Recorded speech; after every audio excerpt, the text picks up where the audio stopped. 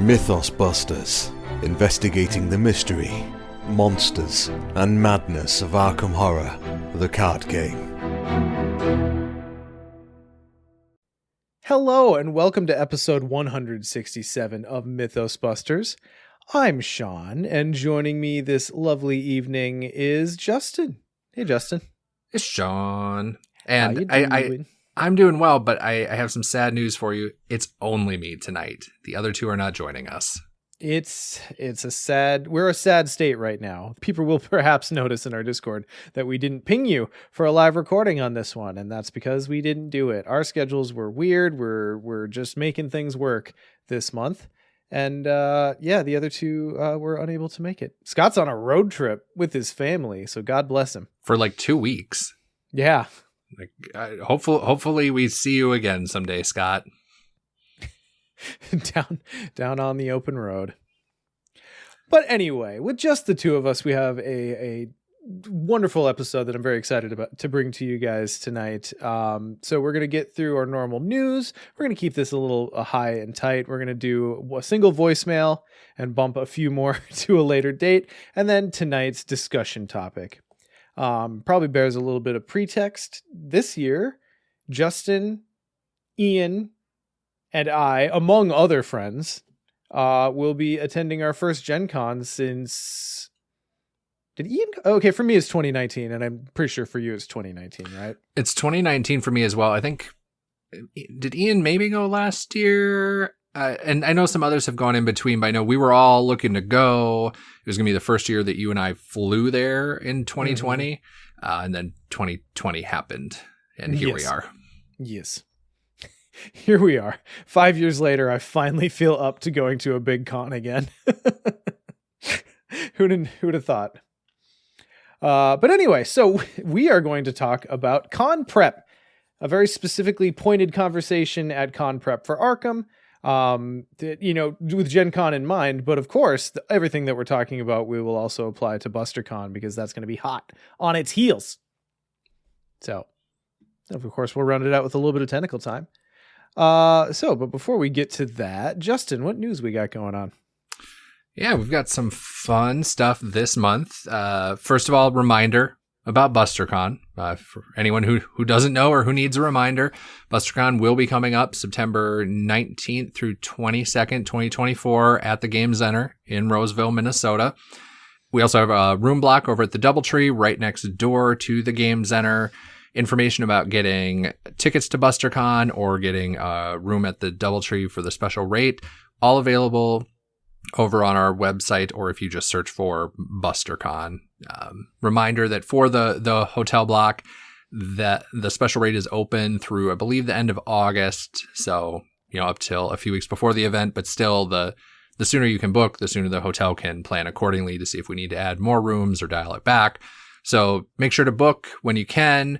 We do have a channel in Discord dedicated to BusterCon. So if you have questions about it, if you have questions about Iron Man as that comes up, join the conversation. We've had a lot of good discussion already for people who are coming to their first BusterCon or their first con ever. That's part of what led us to come up with this topic is I think sometimes, Sean, tell me if I'm wrong here, but we take for granted what goes into con prep at this point. But we want to make sure we are old hands. We are salty seamen.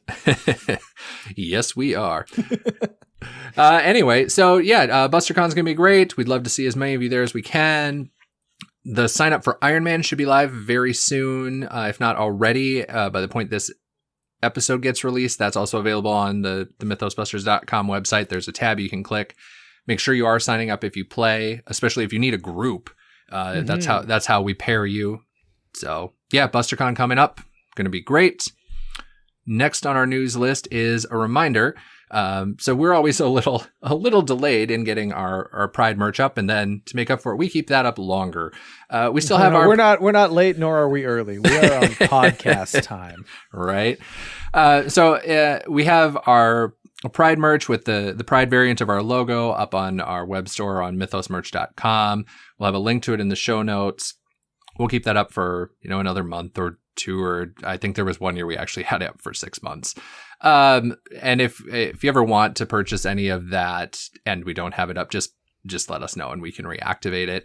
A reminder, we don't take any of the profits from that. We cover our costs, and anything past that goes to support Trans Lifeline. So again, if you want to support a good cause, get some cool merch, that's up. Next on the list, we asked for this last episode, and we'll probably do it for one or two more, but we just haven't done it in a while. Remember to review us if you can, especially over on Apple Podcasts, because that's the main place that has podcast reviews.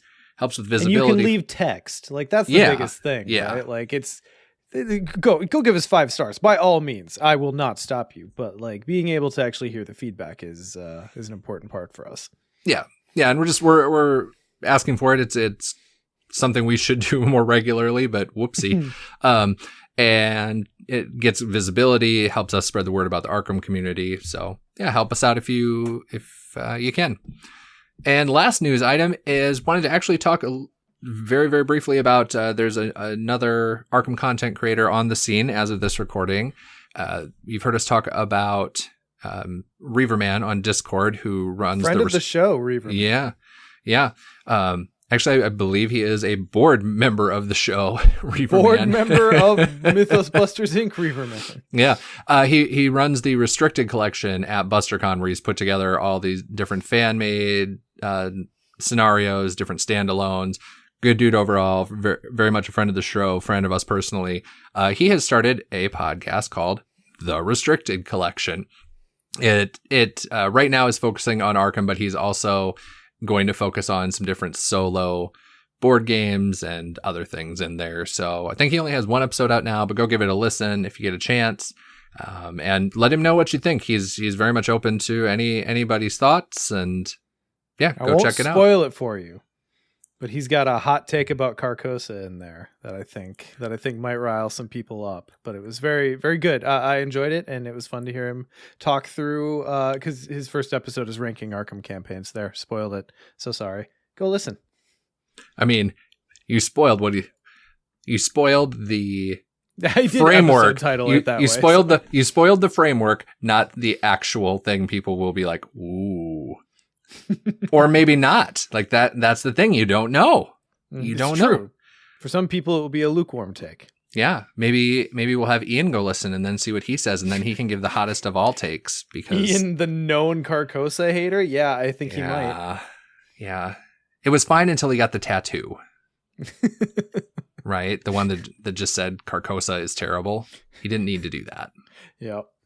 It's true. No. With patron money, no less. Right. Hey, speaking of our patrons, I'm just going to dive through our couple shout outs here, and then I'll kick it back to you for the voicemails. Mm-hmm. So, quick shout out to our board members, as we do: Chris B, Chris H, Chris M, our conglomeration of Chris's. We've got Morton, Jared, Ian, Philip, Patrick, Abilio, Jesse, Chad, Robert, and Walker. As always, thank you to all of you for helping us make this thing happen and supporting BusterCon, and thanks to all of our patrons for the things you really enable us to do and put into the community. Hell yeah. Yeah, special shout out to a random patron is Adam Marlin. Thanks, Adam. Thanks, Adam. We appreciate you. So much. Yeah, and that's it. So, Sean, what do we got on the voicemail? We've got a little bit of an odd voicemail this time around. We actually have a couple more in the banks. We're keeping this episode, like I said, high and tight. So I know a couple of you have left other voicemails, and I'm very excited to get to those on the next episode.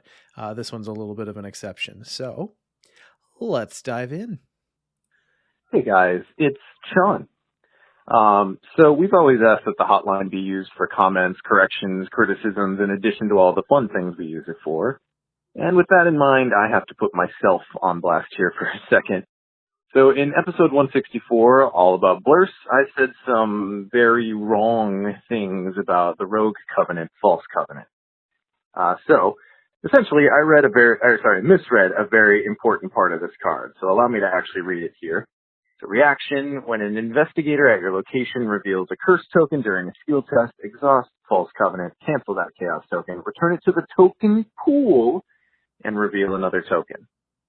Okay, so when I was prepping for this app, I thought I remembered what the Covenant did, which was cancel and return the curse token to the chaos bag, not the token pool. And it turns out that little difference makes a world of difference. So since most of the rogue cards that we have are about putting curses in the bag to do something cool, to reap a benefit, and it's not so much about doing something cool with the curse tokens themselves once they're in the bag, it turns out False Covenant is a lot better than I gave it credit for. Because it just helps you slowly avoid the consequences of your prior cursing. So that's very rogue and very cool. So sorry to False Covenant users. I still hold the Blasphemous Covenant is the cooler Curse Covenant, because it helps you turn the occasional curse into something good, and then keeps it in the bag for your later shenanigans. Because I'm putting these ostensibly bad things in the bag as a strategy, I personally enjoy playing around with them once they're there and making them cooler. So as an out and about Mystic enjoyer, I'm sure this surprises no one. So anyway, I know this isn't the first error we've made on the podcast by a long shot, but as we were trying to put together an accurate and usable primer for playing with Blurs, this one seemed egregious enough for me to warrant a formal correction on the show here. So, mea culpa. I apologize to any of the consequence-avoiding rogues out there that I may have offended with my faulty takedown of False Covenant. So, Blurs on, guys. Well, you sounded so different. You must have had a cold. No, that's just how shitty the phone mic voicemails are. I recorded that the same afternoon we are recording this. Or I called that in. Yeah. Anyway, in my head, you can edit this out. Was that actually you? Yeah. That was me. Oh, that did not sound like you on my end at all. Oh, that's funny. Yeah, I was like, damn, this person has your speech patterns down, even used ostensibly like you do. Okay, well, that's hilarious. That's why I thought you were saying that it's odd that someone is pretending to be me. And no, see, I was just about to say it would have been funnier had like everyone been here and I just like sat in the back and watched all three of you react to it. But hey, we do what we do. Today is what it is. Yeah, I guess that shows you the power of a good mic. So thank you to our patrons for seeing to it that I have a very solid recording mic now compared to my phone. Anyway, yeah, so there's that. Further meta commentary, I guess the way we present the show is always just super off the cuff and conversational. We have outlines of notes, but we don't script shit. We don't script this at all. No. Can you tell? No. So occasionally I am known to say something off the cuff and just get it wrong. And this is the first time where I've been like, yeah, I really, really got it wrong though. So there you go. Formal correction. But on the plus side, part of the reason we enjoy the format, both for creating it and for what it does for the community, is that, boy, people told you about it. Yeah, exactly. So I think it was just a tool for engagement. Yes, and it was very good to gauge like the amount of people who messaged me on it to be like, oh yeah, I really fucked the pooch on this one. Yeah. So anyway, better luck next time. I promise you, I will always and forever only absorb 70% of a text box. I promise. And that's part of the reason we love you. Yeah. All right. So, moving on from there, let's hop right into it. Preparing for a con. So, I guess to start the conversation off, like I was talking about earlier, there are kind of, to my mind, two different types of cons. And it's possible that I think this because I've only really been to two cons, more or less. And that's Gen Con and then shit that the Game Center throws on, whether that's BusterCon or Arkham Knights or Con of the Rings I've been to. So like your big cons and your small cons are a little bit of a different beast. Would you agree? Yeah, 100%. Yeah, I'm mostly the same, because I think the only one I've been to that you hadn't mentioned on there was when Game Center did some Keyforge stuff. But again, it's the same size, same smaller scale, closer to the BusterCon, kind of the rings, those sorts of things.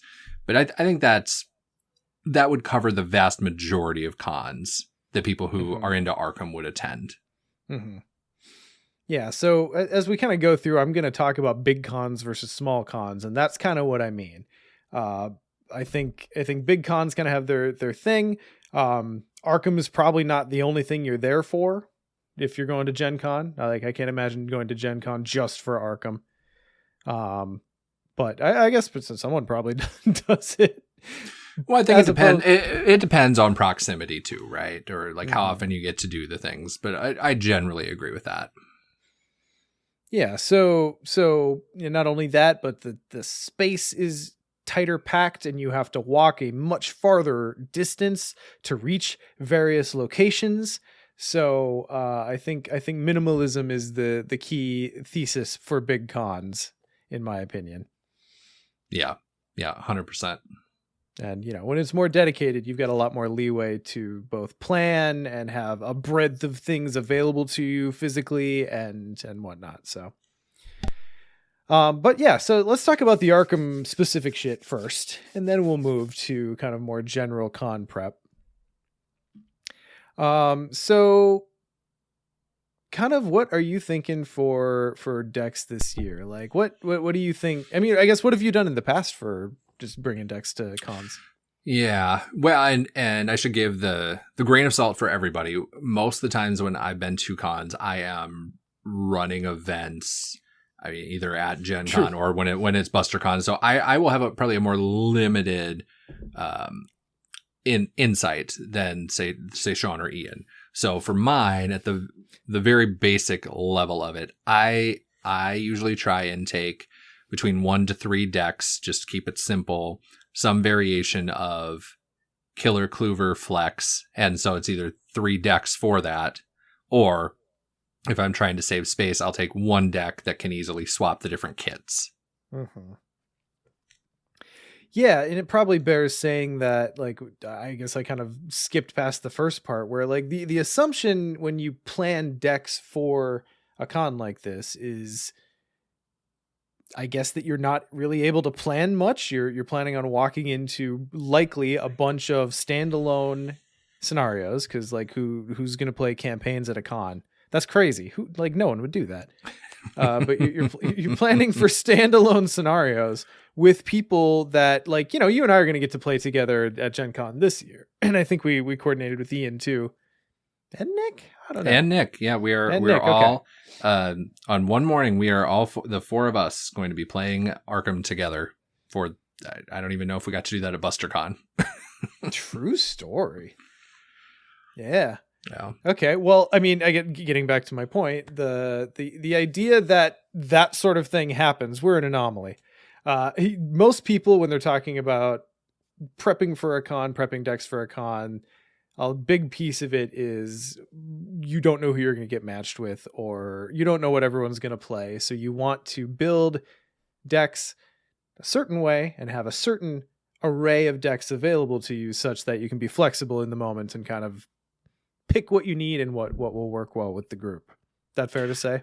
Yeah, I mean that's good to jump back to that, because we did sort of skip that general assumption where if you have a group, great, but even if you have 3 people you're playing with, right? You're probably not playing with them the whole time, and yeah, it really smooths it out if instead of you taking 1 deck that you're like, wow, this is great, it's going to just do the thing, take a couple, because then depending on who you're paired with and what they have, you really can round it out, and that just it smooths it out for everybody, right? Now that's not to say you can't take some fun decks, and we'll get to that part later. But back to what I bring, the reason I bring the Killer, the Clover, and a Flex is just that way. Those are real easy to slot in, right? Yeah. If it's, hey, I'm just going to go, this deck is just meant to kill. This one is just meant to be a Clover. This one can do a little of both. Though to me, that's the baseline for what's easy to slot in and play pretty much with anybody, especially in the standalone context. Mhm. But what about you? What do you bring? Yeah, that's definitely a baseline for me. I think the other thing that I really enjoy is that it's rare that you get to plan for 4-player. In my experience, I know some people have regular 4-player groups, and God bless you. I don't. So it's usually special events when I actually get to play Arkham with 4 people at the table. So I jump at the opportunity to build decks that actually take 4-player into mind, you know? So what I mean by that, I guess, is decks that offer assistance to other investigators, probably more so than I would build for, my own solo 2-handing or something like that. Healing, I guess, is pretty prominent. I'm just kind of looking to show off multiplayer tricks is basically what I'm getting at. Sure. The game just plays differently, and there are different options available to you with 4 players versus 1 or 2. Nice. So in a similar vein, I tend to bring a dedicated clover for when I need one, a dedicated killer for when I need one, and then the rest would be just flexes and weirdness. Yeah. Yeah, I think if I remember right, Ian said he does roughly the same as well. 3 to 4-ish for general play, and then obviously I think none of this counts Iron Man. Iron Man is its own thing, so if you're doing that a full campaign, that's a whole different deck. Crazy. Yeah. Insane to do that. Yep. So that's the decks, and I know we'll talk more about examples of the decks or how the standalone part works. But while we're at the very high level, that's how many decks in general type. Let's also talk about the other stuff that would be on the play area. I think that's just important to do to kind of level set. So, we've talked about the decks. What do you do for tokens? So here again, I'm divided between your big cons and your small cons. I generally, when I'm not constricted or constrained in any way, I like to have a single token set. The token set that I actually play with at home, like my daily driver set. God, I can't believe I'm saying these words. I'm so into this hobby. My daily driver token set is actually a mix of a lot of different sets. It's some orbits, it's some covenant tokens, it's some coins that I bought. It's kind of a mishmash, and I keep it in a tackle box. I don't want to mess with that at a con. I don't want to have to worry about putting things back into their own slots. I don't want to have to worry about how small they are. I generally rock my burger tokens, which is just a single set.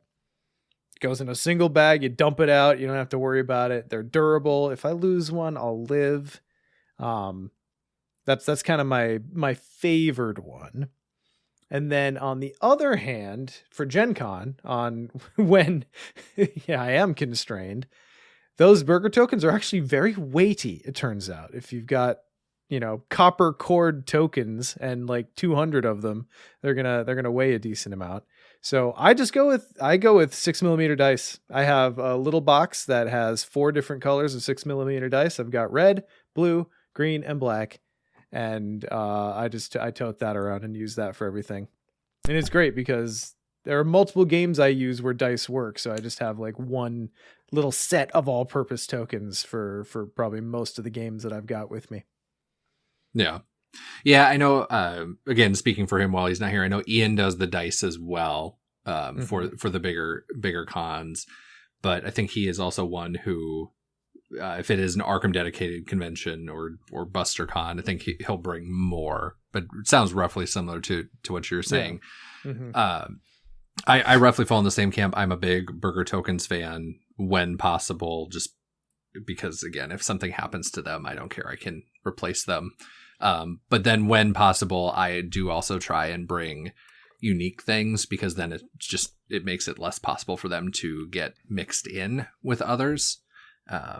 So like when I bring something for BusterCon for Doom, I bring the little Cthulhu's that I use for, they're actually from the Call of Cthulhu card game, but I pulled them out of there just because idols, because I don't really see other people using those. And then I don't have to worry about, I had this full set of Team Covenant tokens, but now I'm down 1 and I wonder where it went and it got mixed in. And But, Yeah, that's kind of another thing too. I don't know, like bling is something that you kind of show off a bit, and I don't personally feel like Gen Con is a great venue for that. But like, you know, when Arkham Knights was around, BusterCon, everyone's there playing the same game and kind of like roughly knows what the tokens on the board are doing, so therefore they can look at the tokens and be like, "Oh, rad clues, bro."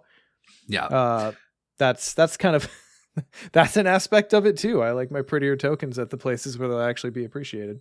Yeah, absolutely. I mean, you know how proud I was that it was Arkham Knights and now BusterCon when I finally got my storage solution together and I got all these stickers on my case so it looks like a travel suitcase, and just so proud. Young baby Justin brought this thing to Arkham Knights and people were like, "Ooh, that's cool. I get the joke." So I mean, that's a fun thing. Or like I bring anyone who's played with me I only bring it to BusterCon. I won't bring it to Gen Con, but they've seen the creepy metal box that I keep all my tokens in. Like there's something fun with that. It does make like horror movie creaking and whoosh noises when you open it up. It's true. And then it's got the like black velvet inside. And lights flicker. Yeah. And then beyond that, I generally like to have 2 play mats. One for me, and then one if like no one else has an extra, then I've got one for like, you know, locations in the encounter deck and like the, you know, the scenario to go on. So that's kind of a preference for me is 2 play mats. And see, I'm a 2 play mat as well, and it works for the reasons you mentioned, but I justify it by in case of spills. Sure. Yeah, and you know, sometimes someone just like forgot a playmat and you'll have an extra sometimes, and it's, you know, yeah, it's good. Yeah. Well, we're talking supplies now. What other supplies do you bring? Boy, that's a good question. I'm kind of, that's it. Like token set, I'm a quiver boy, I guess bears mentioning. As far as like mobile storage goes, I do think the card quiver is a really good way to go. I'm a real cool boy and I have a little hook on the front strap of my backpack. So I just like hook this giant, like, I mean, this is like a, 16, 18 inch long deck box. And I just hook it off the front strap of my backpack and let it swing around. Yeah. I mean, it looks like, for anyone who knows what a flute case looks like, it looks like a flute case. That's the comment I get more often than not when I carry mine. Yeah, and it's nice because if you don't fill it up with cards, then it's pretty spacious. That's where I'll throw the chaos bag and my bag of tokens. So, definitely +1 for the quiver, I guess. Yeah, we should see if they'll sponsor us. Ooh, I will shill the shit out of quivers. Mythos Busters, brought to you by Quiver. Yeah, we've got that room. That's right. We got that. Arbit's token room. Arbit's in coin capsules token room. That joke was for like 12 people. I hope you enjoyed it. Speaking of coin capsules, I do want to mention the chaos bag, because that's what I end up doing for the chaos bag for a con. It's partly a feel thing and partly, again, if something happens to him, I don't care. I do the cardboard tokens from the game itself in coin capsules. Okay. So that the OG setup. Yeah. Yep. I can't bring myself to just do the cardboard itself. But you know, the coin capsules, just if something happens and I lose them, so what? Easy to replace. That's one of the areas where I will splurge on space for it. Sure. Yeah. Do you also do burger tokens for that? Yeah, I'm pretty set on burger tokens for chaos bag. They're my like daily driver for my chaos bag anyway, even at home. Okay. I like how compact the chaos bag can be when the tokens are actually kind of small. Yeah. But, you know, I have been known to show off my Arbits from time to time, but yeah.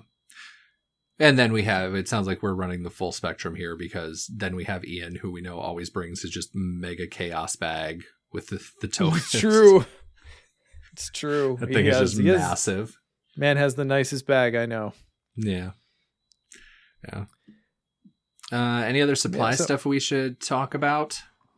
Yeah, I think and this is a me thing. I need action trackers for multiplayer. Ooh, yeah. There's so Same. much shit going on, and sometimes you take a test that has like 3 triggers that happen afterward, and you look down and you're like, oh god, all right, let me think back through my turn. If you have action trackers, you don't have to bother.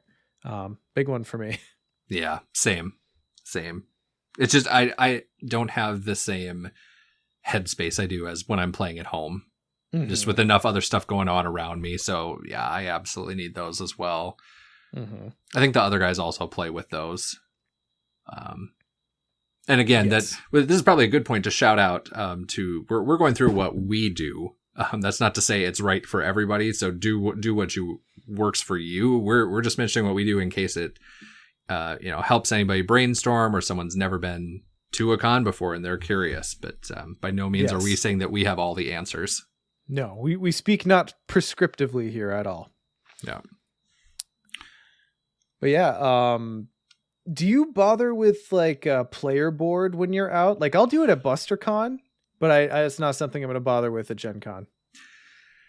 I think that's roughly where I fall. I for sure will do it at BusterCon just because I think it's fun to have the Buster boards there.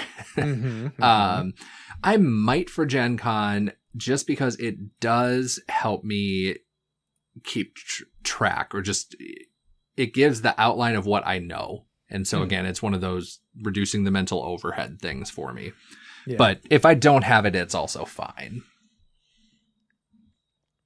Trying to think what else I know, and people might ask like, oh, they're just speaking for Ian a lot. Like Ian was going to show up tonight. He has notes in the show notes, so like we keep saying, oh, Ian, we know what he's doing. It's because he's wrote it out for us. So here we are. Well, yeah, like the one he wrote out where he said, I hate Carcosa, make sure to mention it even though I'm not there to defend myself. Yeah, and we got that out of the way straight away. So. Yeah, it was oddly specific. But anyway, so Ian, I know, also prints out his deck lists. Because I assume that means because he's got cards that he might swap in from his other decks and will want to just make sure they all get swapped back accurately at the end. I assume. I think so. What he uses those for. Yeah. Maybe that's more a small con thing where it's like you might be upgrading or sideboarding or things like that. Well, or I think it's adjacent to what I mentioned, where if I would take just one deck, but then the different kits that go in it is maybe he has 4 decks, but 2 of them rely on the same rogue kit. And so there's a couple cards that need to be in one or the other. Sure. And so okay, I think, yeah. Interesting. I respect that because that's probably the better way to actually do it. I cannot include, if a card goes in one deck, it can't go in the other. It just can't, Justin. It can't do it. I'm not swapping. Yeah. So I respect the actual craft of bothering to do it. Yeah. Well, I have a question there. I mean, let's talk about the decks again now that we've kind of gone through. I think most of the supply type things, but so going back to the decks and the different building you would do, let's talk a little more about standalone, because again, that's the majority of what we're talking about when we're talking about playing at a con, unless we're specifically calling out Iron Man. So if I'm somebody who is coming to a con for the first time, going to be playing standalone, how is that different than how I usually play, and what should I know? All right. So excellent question. So glad you're coming to the con. I'm going to assume that you will read the standalone deck building rules in the rules reference, or is it in the Learn to Play? It might be in the rules reference guide. Either way, I'll assume you know the basics. You've got your ability to add extra basic weaknesses to the deck. You get 9 XP out of the gate, and you get an extra 10 for every additional basic weakness you add beyond the regular deck building rules. So the first thing to consider is that you've got a potential lever of adding a lot of XP to a deck. And I know someone like Nick always looked at that and was like, well, yes, I will. I will do all of those. And I'm a little bit more in the middle. There are some decks that I will like spend a lot of XP on, but most of the time I'm trying to keep it in a moderate middle. I was curious on that, because again, Nick is my example for the far opposite end of how I play, because he just throws everything in there. I'm at a I will run that thing to 9 XP and call it a day. Mm-hmm. Most of the time. Sometime, what is it, 19 after that? Mm-hmm. I will sometimes run to 19. I do not feel comfortable playing above that. So there's a lot to be said about standalone rules. I think as in regards to XP, I think it's going to depend a lot on how aggressively you draw cards. And I think Nick tends to play kind of meat and potatoes like Guardian decks, and he doesn't necessarily concern himself a lot with like building himself card draw engines, right?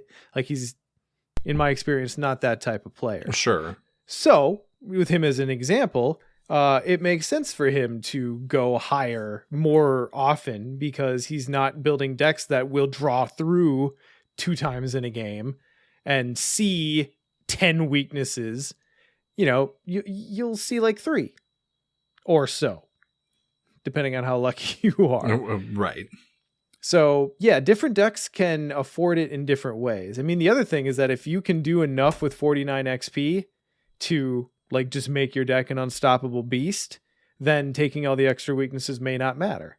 But I think beyond that, the main thing that kind of sets standalone deck building apart is that you kind of get to just build it all at once. A lot, with campaign building in Arkham, you have to build it from the ground up. You got to build your level 0, figure out your upgrade path, actually win scenarios, which is not a foregone conclusion. And then maybe by the end, the deck that you envisioned has come together. And you need scenarios that actually award a commensurate amount of XP. Right. And you don't always get to choose that. You could be playing Dunwich without Delve Too Deep, and then what the fuck are you going to do?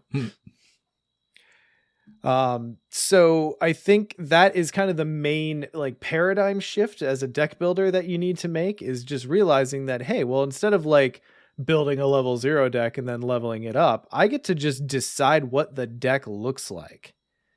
And that gives a lot of deck building freedom that, if you're not playing a lot of standalone, you don't see very often. There are some builds that I would never take into a campaign because how is this going to work at level 0? This needs like 20 XP worth of cards before like the combo works, and standalone is the only way I'd ever play it. So I think that's kind of a big dimension of it. Okay. So you can obviously build up your kit, get all these combos in there. Is there anything you don't do in standalone? Yeah. So are you talking about like it specific to like what deck lists look like? Yeah. Like, do you have anything you avoid or? Yeah. Again, because the way we're talking about it now, it really just sounds like, oh, well, the sky's the limit, and there we go. Mm-hmm. But again, it's a game where you're playing with other people. Mm-hmm. Is there anything to avoid? This is where it gets kind of tricky, right? Because you're adding a whole social dynamic to what it is otherwise a completely mechanical decision-making process. So to your question, there are some things that I just kind of think about from being a person playing a game with other people that I may not know standpoint. So things like Doom play. I'm a big proponent and I love it, but not everyone's comfortable. And if like accidentally 3 of us show up with Doom play, then boy, that's going to get hairy. So things like that have kind of like potential big negative board wide downsides. Curse, I would put in that category as well. Okay. Boy, and let's talk about Bless and Curse for a quick second.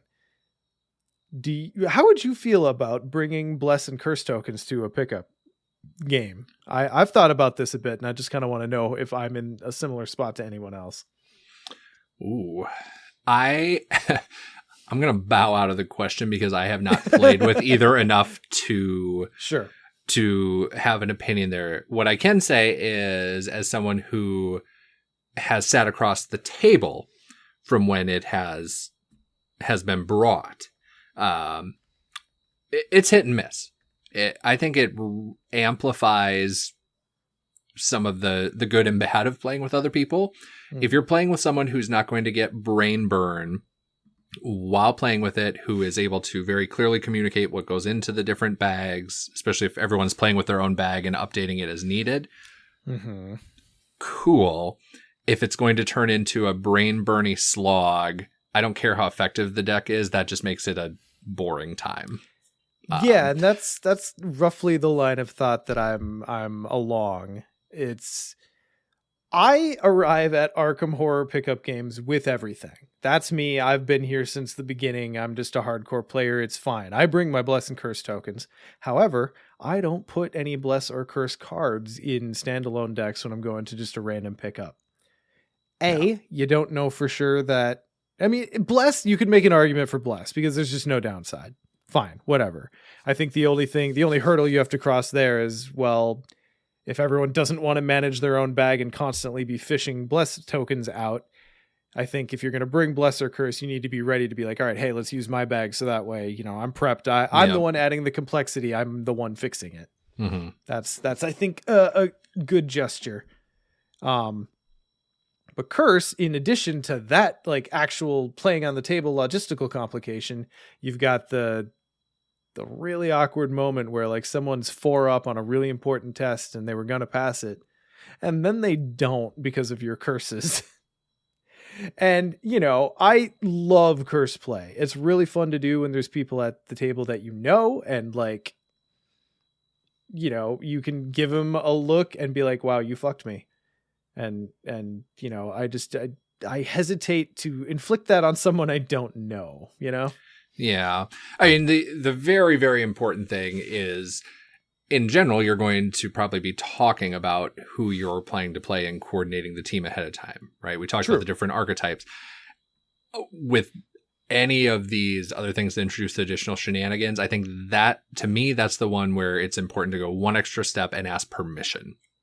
Or ask consent or something of, again, don't only bring one deck and it's loaded with curse play.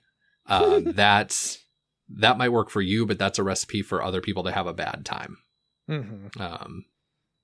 I mean, or try it out if you just truly don't care. I mean, you do you, but that's where if you're able to all know what the experience is going in, that is hugely important. Yeah. And like, in my experience, Arkham players are just such a chill, accommodating bunch.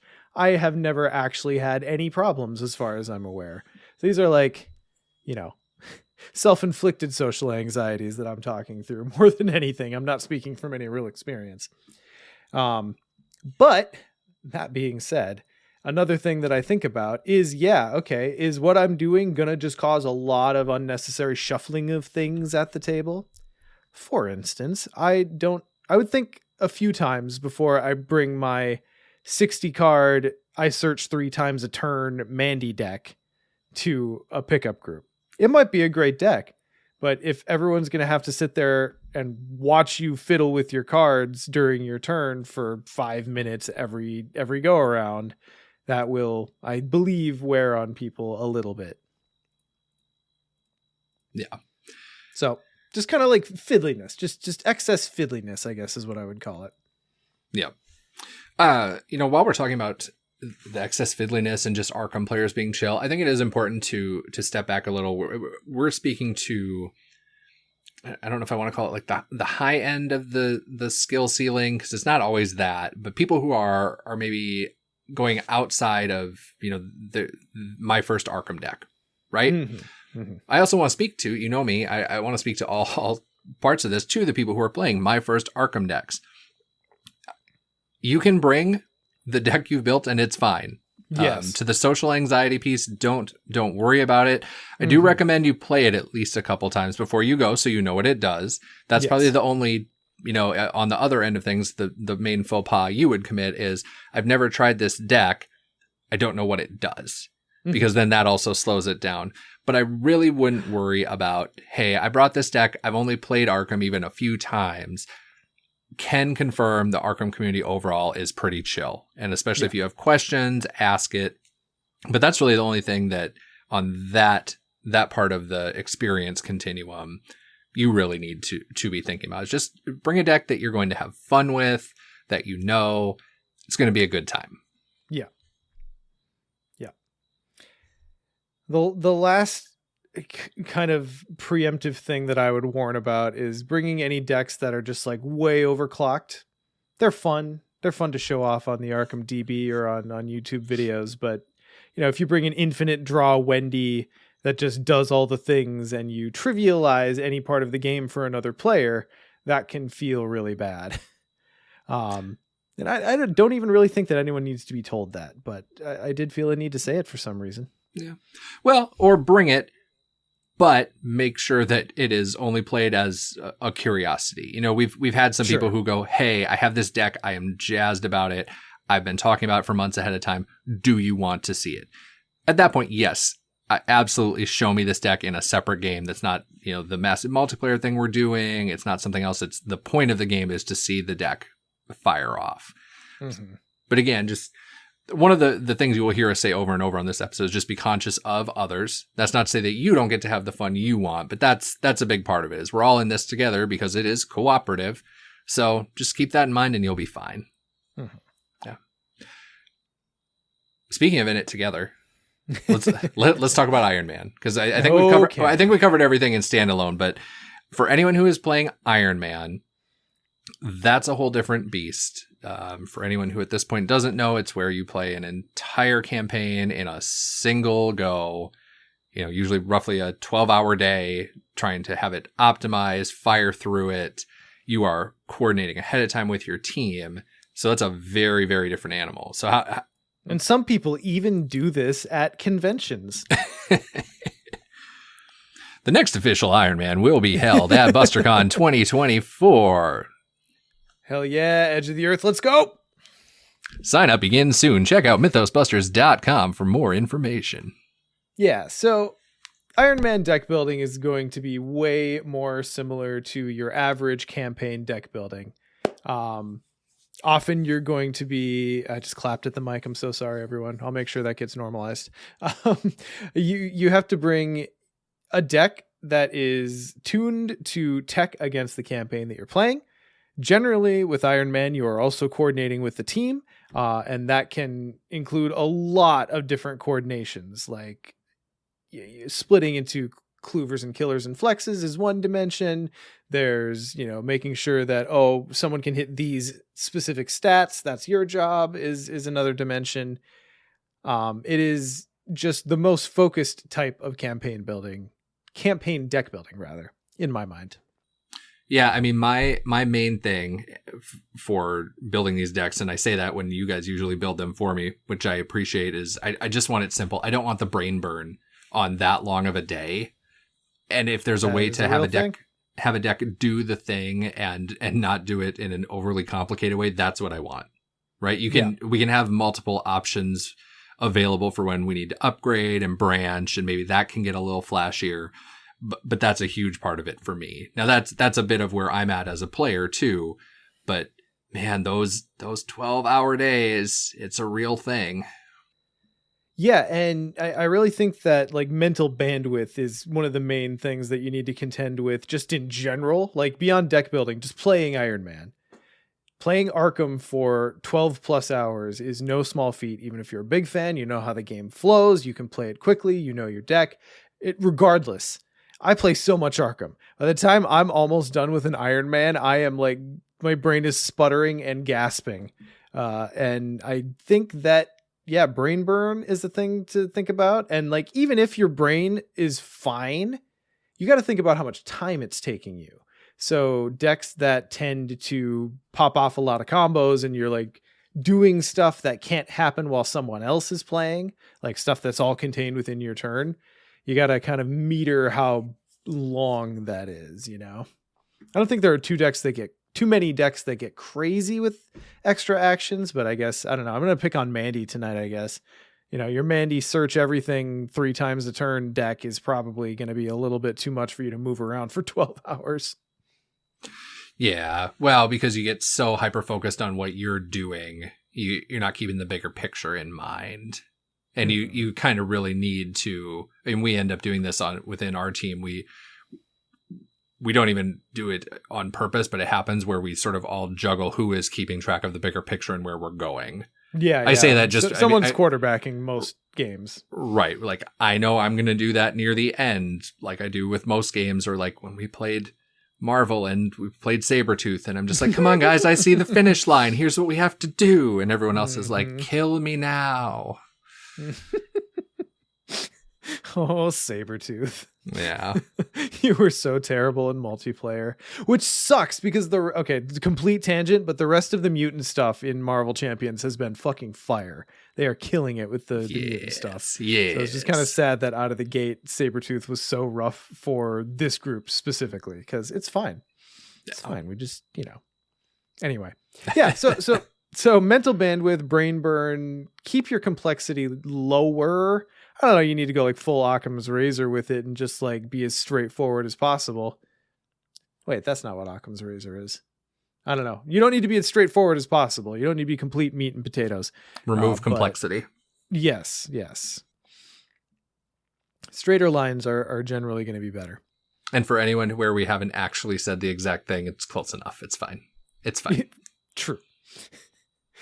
And then I think the other thing is in a campaign I'm playing at home, my progression is kind of loosey-goosey. I might have specific cards I need for like a combo I'm doing, but I'll have a pool of like 50 cards potentially sideboarded for a deck to upgrade into, and I'll just kind of do what I feel like in the moment.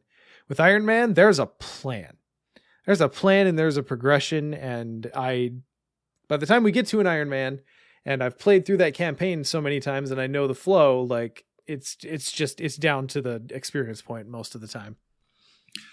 Yeah, and I think that's usually how the decks I have go, where with 2 to 3 choices maybe of, hey, if we find that based on how we're all doing, it's not quite going to plan, here's path B for your upgrades. So that little bit of flexibility, but for the most part, it is mapped out. And maybe the order changes, but overall, it's here's what I'm doing. You do not want to be spending the time to be like, what do I want to do in between scenarios when you were on that type of clock? Mm-hmm, mm-hmm. No. And it probably bears mentioning, and this is fun content synergy. This is a teaser for next month's episode.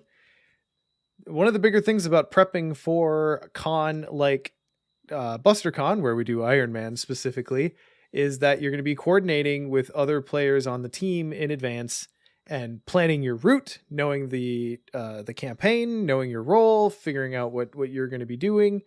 And we're going to be doing that on the next episode, and it's going to be fun. So check out our planning for Edge of the Earth for this year's Iron Man. But that kind of pre-planning for, if you're walking into a campaign at a con is pretty key. I suppose you could say that about any campaign. But. Yeah, but it's important because it's not just, hey, I'm coordinating with who I'm playing and how I'm upgrading. You also have to think of logistics, like who is bringing the scenarios? How are we setting them up? Are we each using our own chaos bags or not? So coordination is very much key here. Yeah, and if you want our personal takes on it, we generally have 2 of us bring like 2 to 3 scenarios, or each of us brings like their own copy of 2 to 3 scenarios, fully assembled with the modular encounter sets, so that we don't have to swap sets out. Saves us a lot of time. You just scoop everything up from the last scenario, throw it in its deck box so that you can sort it later, and then you grab the next deck box, pull it out, and start setting up the next scenario. Highly recommended to at least pre-plan to that level. Yep. It saves time, saves brain burn. Mm-hmm. Planning, I'd say each year we have successfully planned and had our own chaos bags. I do think in normal Arkham play, part of the charm is like constantly passing around the chaos bag and everyone always putting it as far out of reach from the next person as they could have, unintentionally. This is part of the charm. However, when you want to be quick and you don't want to mess with that, everyone just having their own bag in their lap, you never have to look for it. You know where it's at. It's just the easiest way to go. Yeah, agreed. I'm trying to think of like what other like coordination things we've done for Iron Man.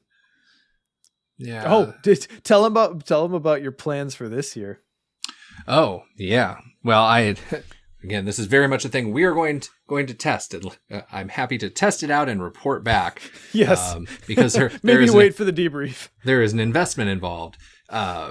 So if anyone has seen, I'm just calling them puzzle boards, or maybe they're puzzle keepers. I don't know what they're actually called, but those foldable things that you can do a puzzle on, and if you have to pick it up in the meantime, you can fold in the 4 edges and then put it away, and it'll hold everything in place. I am planning on picking up one of those for each scenario that we are planning to do, so that it can not only be pre-assembled, but set up on the table. We will plop one on the table, play it, fold it up, move it to the side, then get the next one. So I'm going to see how much time that actually saves us. I'm so excited to see how this works. It's so extra and awesome. I mean, there was an opportunity to be extra with logistics, and so I raised my hand. Hell yeah, baby. Don't you guys wish you had a Justin? Yeah, so we've talked about standalone. We've talked about Iron Man. One thing that links the two are weaknesses. And that's kind of an entity to itself. So how do you generally handle weaknesses? Well, I'm a big proponent of, for standalone, I draw them ahead of time.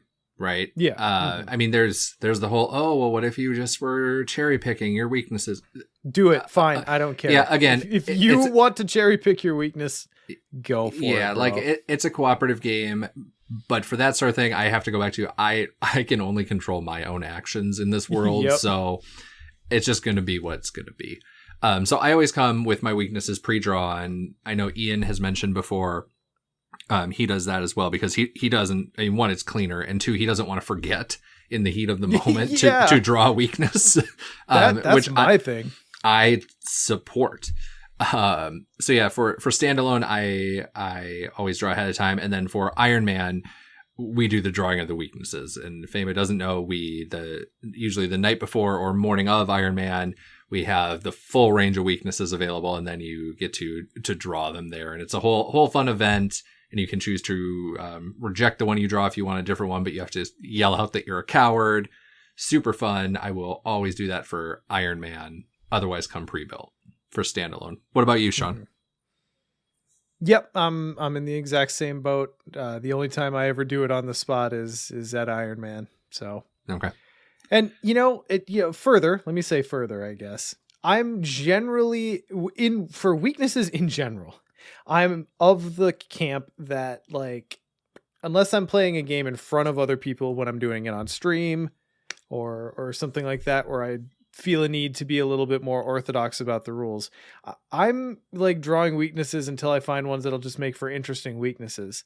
I'm not gonna show up to this one time I'm gonna get to play the Midsummer Gala. Wait, what Midwinter Gala? What time is the gala? I think midwinter. Okay. I'm not going to take this little moment I have to show up to the Midwinter Gala and take, paranoia in my big resources Preston deck. I'm not going to do that. So there's not like a level of I'm cherry picking my weaknesses, but I will coward out regularly if I'm like, this is going to be an actively bad time. Well, you want to be able to at least play the game, especially when you're attending the mid-season soiree. That's right. The Interfall Dance Club.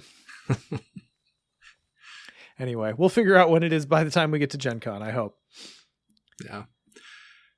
I'm trying to think if there's anything else with just general deck stuff we haven't covered, but don't forget your bonded cards. Oh, yeah. I know that seems simple, but if you're like me and you keep your bonded cards all together and not like buy the cards they're bonded to, don't ask me why I do it, but I do it that way. You're going to be real sad if you pack the mirror and you're missing your soothing melodies. That's going to be a real sad day. Yeah. Ooh. Someone's done it. That'd be terrible. Yeah. Yeah. So anyway, that's all I can think of, really. Okay. Well, then let's go to the next level deeper. Let's talk about specific decks. Yeah, or at so- least generally. I can actually go first on this because mine is more of a general overview. I'm sure you have more in-depth thoughts on yours. Well, I mean, Yeah. So I mentioned I bring 3, and right now, I mean, these are kind of the 3 I have queued up for the different things they do. I have a Flex Agnes. It's I don't have the deck list right in front of me, but it's similar to that one, Sean, that's what we had me do for Circle Undone Iron Man. sure. Was Flex, a little bit of killing, a little bit of clooving, and then just I've thrown in some updated cards. Agnes plays so well as Flex, right? Mhm. And so that one I mainly keep because that's what I know. For my Clover deck, I've got a Monterey Jack one, just because, I mean, he's basically a seeker anyway. And I like the extra movement because to me that can sometimes just help out a group a little more, especially if you're not used to playing with the people. Suddenly having someone at a location a little farther away can be the thing you need to get your coordination back on track. I don't have this one built right now. I will sometimes in the Clover spot take Gloria. I hesitate on that sometimes because of the little extra brain burn, and it really depends on who you're playing with. But I do also like that she can smooth out the experience. So if I'm going to go and very purposely be playing with people who've maybe not played as much, I like to bring her just to have a little more control on the encounter deck. Sure. And then my killer, Nacho is just straight up easy. I mean, it's what he's built to do. Why not? Plus, he's so fun. Yeah. So that's, again, without going into great detail on each of those, that's generally where I'm at for my 3 types. But what about you? What do you have fired up right now for your standalone decks? Yeah, so I reserve my right to change my mind between now and August, but the ones I'm kind of looking at for Gen Con at least are as follows. So in one of my flex slots, I've got a standalone version of my Dr. Evil Charlie deck. This is a deck that primarily, I mean, it's a Charlie deck, so it's doing Charlie deck things. The thing that this one's trying to do specifically is get summoned hounds into play without the weakness. So it's a Guardian Survivor are my 2 classes for Charlie. And then of course you've got what's the cat's name? Oh, I can't be forgetting card titles already. Doyle, thank you, Miss Doyle. It's got Miss Doyle. I'm running this at 29 XP with an in the thick of it because I've got the soak to deal with it. So I've got like Michael Lee, I've got double charisma, and then just a splash of other things. Chance Encounter and Flare are the 2 cards that pull the Summon Hound into play without garnering the weakness. Yeah, and once you get like 2 Summon Hounds out and then your normal like Bonnie and other things, you can do so many things in a single action. You're only doing like 1 or 2 damage or getting 1 clue at a time, but yeah, very, very fun little deck and also very flexible. You can turn on a dime with this deck if you need to start killing things. And this is the one that started, like this is an evolution from the one that I played our first time through Scarlet Keys, essentially. Okay. So you've seen it. Well, so yeah. So this one demonstrates one thing I really like to do with my standalone decks, and I like to bring a little bit of like weird, unexpected flash. I like to try to bring at least one deck that is going to be kind of a conversation piece, so to speak. You know what I mean? So I've already talked about this one, but I'm bringing it back again. I've got my all dilemmas all the time Patrice deck. So I'm still figuring out my mix of dilemmas. I've got, let's see here. You have a dilemma on dilemmas. That's right. So let's see here. The ones that I'm running, I've got 1 Predator or Prey, 2 Nature of the Beast, 2 Making Preparations, 1 Heed the Dream, and 1 Heed the Dream, 1 Fickle Fortune, and 1 At a Crossroads. That's my current mix. I think I'm going to go to 2 at a Crossroads just because I think that's such a phenomenal card. So yeah, it's the idea is that it's kind of a basic flexi Patrice deck, but you've got a butt ton of dilemmas in there. And the fun thing about Patrice is she draws through them really quickly and you just get to trigger them right away. And for the most part, there's not really big downsides to most of them as long as you can coordinate well enough. Making preparations is the one I have to think about the hardest, because when that comes out during refresh, I kind of actually have to talk to the table. Okay. So just quick reminder, that's the one that comes out, and on reveal, you choose 2 skills, and everyone gets +1 to those skills and -1 to each other skill. So it's kind of a little bit like Whispers of Hypnos Oh, yeah. type conversations happening at the table. Just without yeah. the peril. Yes. Anyway, I played this at BusterCon and it was a wild time, and it actually kind of worked. It's using Katya Eastbank, who I've never thought about putting her in another deck. This is her deck. This is the only one I ever play her in. It's wild. It's fun. I enjoy it. So then my Kluver, I have an Astral Mirror Norman that I'm calling Oops All Hands. So it has no arcane slots in this Norman deck. It's a Astronomical Atlas deck mostly, but it uses recursion and whatnot. The idea is to eventually get to a place where you're abusing the shit out of deduction, putting it under the Astronomical Atlas. Okay. Using, is it Livre Devant? Is that...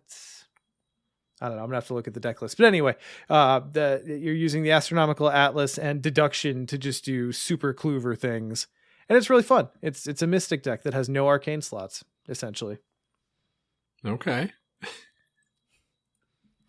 And then this year, my killer deck is like the one that's still up in the air a little bit. Right now, I'm gonna do a Super Tank Daniela. And the reason I'm thinking that is because I want the killer deck that I bring to still be able to help with parlaying. Because I suspect, and we will see how well this prediction ages, check back in 2 months, y'all. I suspect that there will be a lot of parlay actions happening in the new Gen Con standalone this year. So given that traditionally, and normally when they make parlay a thing in the scenario, they give a fair few options beyond just pass a willpower test or pass an intellect test. But those are, to my mind, the 2 most reliable things that you might have to do on a parlay. So anyway, okay. I'm on Daniela right now because she satisfies my need to do crazy things that really only happen in multiplayer. And then in addition, she's got that nice 4 willpower. So she's going to be able to potentially help out with a little bit of the parlay. So this is a modification of the Daniela I ran through Webside Dream Eater's Iron Man. So it's a Bangle of Jinxes. And you're just looking to take a bunch of hits and then eventually heal, and then take a bunch of other hits and heal and rinse and repeat and pull enemies off people and kill them. And it's just a good old time. So yeah, that's what I'm planning on at the moment. I suppose the other thing that bears mentioning is I'm actually bringing my kiddo to Gen Con for the first time this year, and she'll be playing in the event as well. So I think I'm just going to bring like a Rex deck for her. And then I'll just make sure that I have my flexes and killers on hand for filling out the team. Yeah. Just keep it simple. Also, Very she cool. loves Rex. I mean, right. Yeah. We also we can talk about Ian's decks because he was kind enough to send us a few. So, I mean, you will know more about what these are doing than I will at this point. But he sent us, let's see. So he has a Harvey Necronomicon one. Did you have a chance to look at that one? Yeah, and I've actually played across this one. So at BusterCon, this was the moment where Ian and I were like, yeah, let's bring out our fucky decks. So I played my Dilemma Patrice deck at the same time he played his I think he calls it Harvey Necrocomic. He's got it as Harvey Necronomicon, but I think that's just a description. What was he calling it? He was calling it Necro Harvey Con, if I'm remembering correctly. So it is a Harvey Necronomicon deck. And the entire thing behind it is Ian tries to get the Necronomicon out early and load as many secrets upon it as possible throughout the beginning and middle of the game, so that we hit end game, he can just spend the secrets down like mad and either just slurp up clues or deal out huge hits to enemies, or whatever's needed. So it's kind of like is this the one that he did like 24 damage? That's the one. Yeah. Okay. I think he calls it is Necro Harvey Con is what he calls it. That makes sense. Yep. So anyway, it's fun. This is one of those ones where like, yeah, the end result's kind of silly, but it's cool to see. And by silly, I mean just like absurd. Like it's crazy. It's awesome. So that'll be fun to play across from as well. I think he dropped a Dirty Fighting Rita deck in here. I have been meaning to do Dirty Fighting Rita. I want to see this list. Let's look. So if you remember, Dirty Fighting gives you a skill boost on basically interacting with an exhausted enemy. And it gives you a free fight after you evade an enemy. So with Rita, it's particularly good because she can evade, she can potentially do damage with her ability, and then get another free fight off of it. Oh, he's running Ornate Bow. Okay, well, there you go.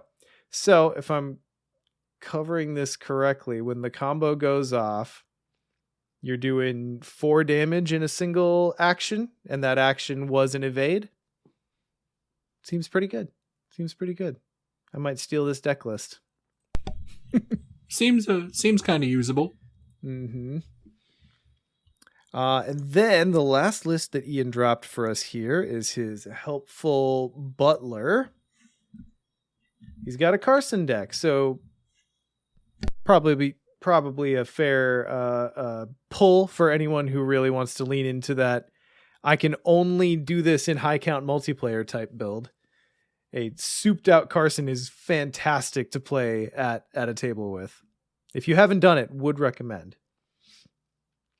So I'm trying to see this list. I don't think he's doing anything out of the ordinary here. He's got Stick to the Plan with level 4 Ever Vigilant. So that's a great explosive start. Ton of skills for helping people to commit.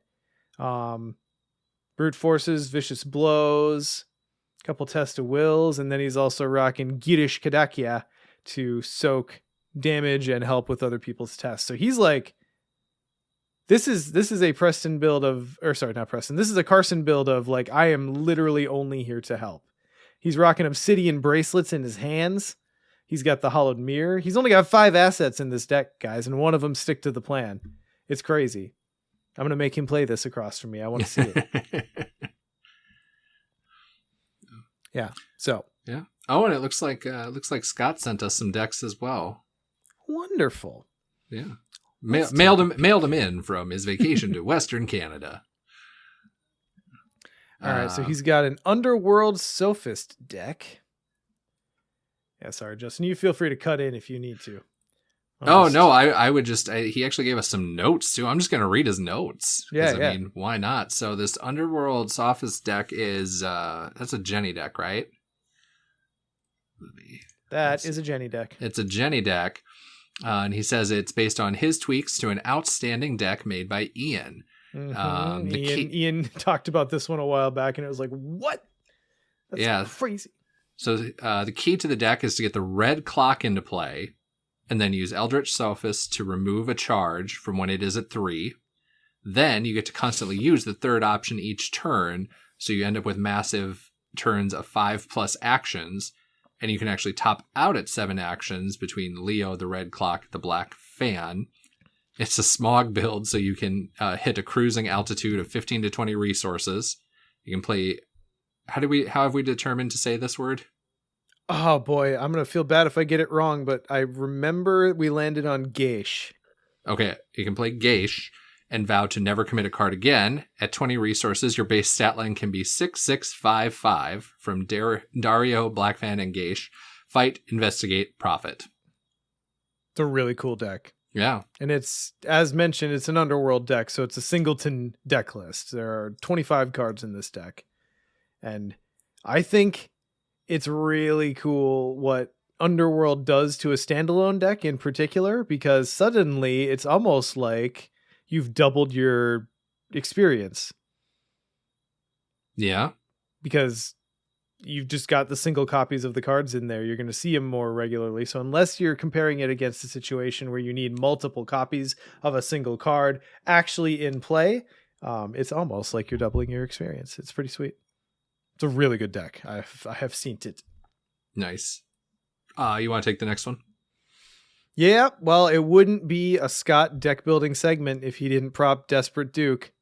I know he loves having this one on hand. Absolute standby of a flexible deck. So I believe this is like a 9 XP deck. Let me actually pull up the list. Oh, okay. Well, it's an in the thick of it 9 XP deck. But yeah, so the idea here is that you're using Ashcan Pete and his ability to discard a card from your hand to ready an asset. And the key ally here is Yowdle. So Yowdle, if you recall, either as a free action lets you discard the top card of your deck once per phase, and you can exhaust Yowdle during a skill test. You get a bonus to your skill equal to the matching skill icons of the top card of your discard pile. It is Desperate Duke because what did he do? Okay, we're gonna talk more in a second. He did weird shit to this. It is a Desperate Duke deck because the in the thick of it horror goes straight on Ashcan, and he is at 3 sanity, so you can immediately from turn 1 play your desperate skill cards or commit your desperate skill cards. So you've got the ability to just straight up commit a +4 skill card from turn 1, and then in addition, once you've done that, you can potentially get a second boost out of it using Yowdle. So between Ashcan's ability to pitch a card from your hand to get it into your discard pile for a benefit, you've got Yowdle's ability, you've got a fair few things here to just get lots of icons on top and just pass tests. And Ashcan's never going to be swinging for huge numbers, but he is just a really solid utility player.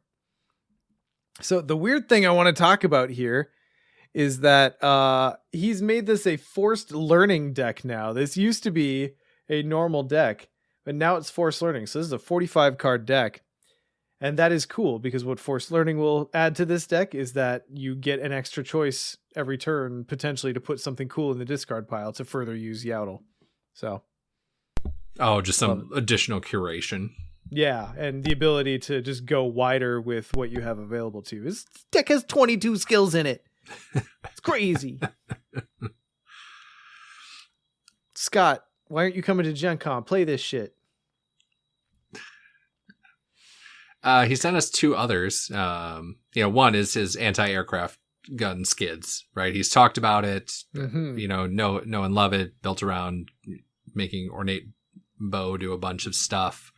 Yeah, so slinging 2 bows with bandolier, I think. Oh, wait, how does this work? Either way, you end up with 2 bows. Yeah.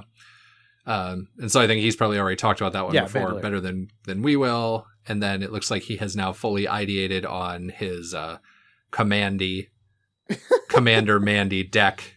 And so it is a deck list that says it is 95 cards, but he informs us is actually 100 with 4 basic weaknesses and the actual Mandy card for the even 100. And on top of that, he did do singletons except for the 1 Myriad card in here, which is Segment of Onyx. Yeah. To quote Scott, it is a singleton deck, except cards that say you may have a different amount than a playset in your deck. Is this deck good? Is this deck fun to parade around and plop down on the table? Hell yeah. It's Mandy. So go get clues and stuff. Love it. I will demand that he plays this at BusterCon. I mean, I demand that he have it in something he can actually drop it onto the table. So I know normally the cards would just go everywhere, but I want to hear the thunk that thing makes. It's thick. Yeah. Cool. So I think we're going to try to keep or get deck lists out there. So check ArkhamDB. We going to have these in the show notes? I think we'll have them in the show notes. And I mean, if we don't and you're hearing this, always feel free to ask us. We'll, we're more than happy to put them in the Discord as well. Mm-hmm. So, Justin, how do you approach playing with strangers? Playing games with strangers? I guess playing Arkham with strangers. Let's land there. Yeah, and the big thing is I am very communicative because I am of the opinion that if everyone goes in with the same expectations, you're all going to have a better time. And you're also going to avoid the other end of that statement of no one's going to have a bad time, right? So just like be very communicative, ask questions, be upfront. I mean, we've talked about, hey, here's who I'm playing. Who are you playing? What works? A note I've added here that we didn't talk about earlier is, am I adhering to taboo or not? I mean, that's an important thing because some people, that is the only way they will play. Other people don't care. So just be upfront about all of that.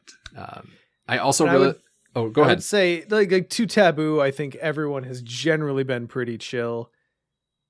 I don't, people have talked about it. I've heard people talk about it and do that kind of like upfront, like communication thing that you mentioned. But I've never heard anyone say, no, don't play that deck. I think the only thing you want to keep in mind is just what we said earlier is if you're playing without taboo, don't make it because you're bringing the most overpowered Rex deck you could possibly conceive of. That might be annoying, but yeah, I mean, just like you said, setting expectations ahead of time is good. And yeah, I think that taboo going forward is just kind of like how we expect the game to be balanced and kind of like pickup games to be played. I don't know. Well, I agree for sure. I agree with that, but the reason to have the conversation is sometimes you have a group that everyone wants to play without it and do the shenanigans, right? Yeah, and sure. So then I know we have some groups who run Iron Man, no one playing taboo. And informed consent is king. Yeah.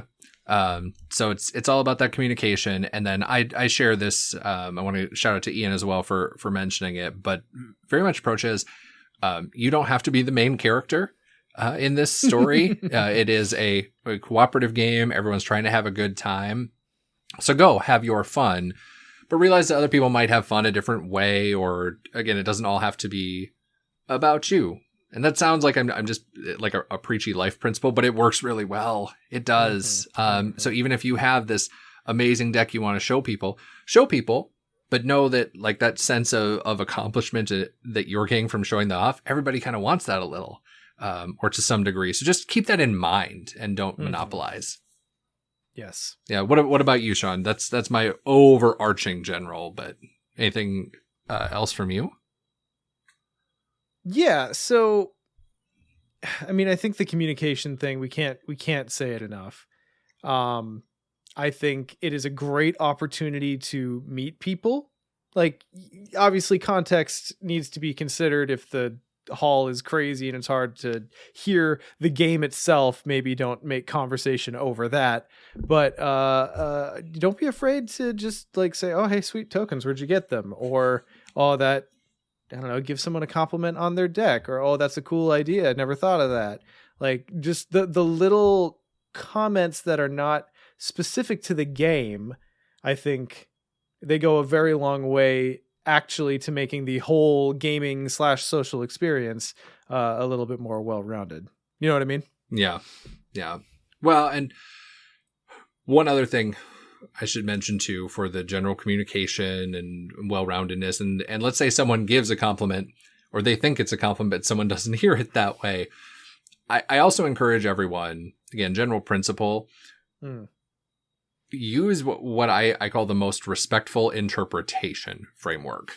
Because maybe you just had 3 crappy pulls of the chaos bag in a row and someone called to say that, I don't know, a meteor fell on your car. Like you're having a bad day, right? Don't then take something someone else says in the worst possible way because of whatever you have going on. Always try and approach it as, oh, this person said something and it hit me in an odd way. What do I think they meant? Start with the most respectful interpretation of that, because I mean, I think this is fair to say in this general corner of nerddom, as with all of nerddom, we're not always the best communicators either. And so let's not blow that out of proportion. Take a second, think about what that respectful interpretation is. And then again, hopefully everyone's doing that for you as well. And so it's a little bit of the give and take, and then hopefully we all have a great time. And again, I want to clarify, that's not just me trying to be preachy. This is me trying to get out in the world some of the great things I have learned from my therapist. We do love therapy. We Yeah. sure do. Sure do. But yeah, I mean, I think that really goes to another important part, and this applies to just gaming with people in general, but you'll see it come out in specific ways at Arkham Pickups, is that people kind of get different things out of games. Like, you know, let's see here. I'm part there for the social interaction and just chatting with people. I love to have flashy moments where it's like, oh, hey guys, watch what I do here. Bang. Oh, wasn't that cool? And then I'll flail for 3 or 4 turns while I recover from my big move. And you know, winning is nice. It's kind of secondary. But there are people who like really want to see the strategy through, and that is kind of the reward for it a little bit more so.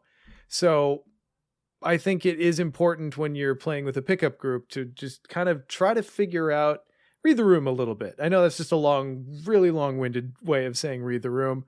But try to figure out like what everyone's getting out of this and what they're enjoying. And that can help you push the game yourself in a more mutually beneficial direction.